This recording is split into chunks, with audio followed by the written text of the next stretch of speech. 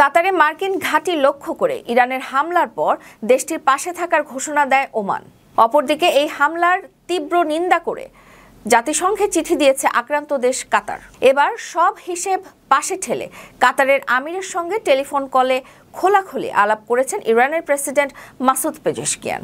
কথা হয়েছে ওমানের সুলতান হাইথাম বিন তারিকের সঙ্গেও।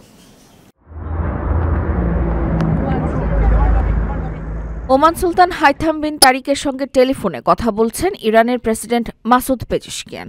মঙ্গলবার টেলিফোন কলে তারা কাতারে যুক্তরাষ্ট্রের আল উদেইদ সামরিক ঘাঁটিতে ইরানের ক্ষেপণাস্ত্র হামলার বিষয়ে কথা বলেছেন। একই দিনে পেজেশকিয়ানের কথা হয়েছে কাতারের আমির Sheikh Tamim bin Hamad Al থানির সঙ্গেও।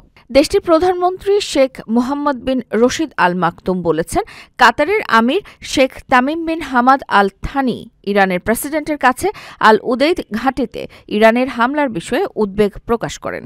তিনি বলেন, টেলিফোনে আলাপকালে কাতারের আমির তার দেশ সবসময় সুসম্পর্ক ও ভালো প্রতিবেশীর নীতি অনুসরণ করে বলে ইরানের প্রেসিডেন্টকে জানান। এ সময় তিনি ইরানের কাছ থেকে এমন শত্রুতাপূর্ণ আচরণ প্রত্যাশা করেননি বলে জানিয়েছেন তিনি। কাতারের প্রধানমন্ত্রী শেখ মোহাম্মদ বলেন, আঞ্চলিক এই উত্তেজনা মূলত গাজার উপর ইসরায়েলের ক্রমবর্ধমান আগ্রাসন ও যুদ্ধাংদেহী মনোভাবের পরিণতি, আর এটি যাতে পুরো অঞ্চলে ছড়িয়ে না পড়ে সেই লক্ষ্যে কাতার কাজ করে যাচ্ছে।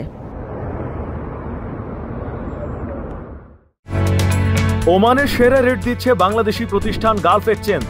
প্রিয়জনকে টাকা পাঠাতে আজই আসুন আমাদের যে কোনো ব্রাঞ্চে অথবা কল করুন স্ক্রিনে দেয়া নাম্বারে।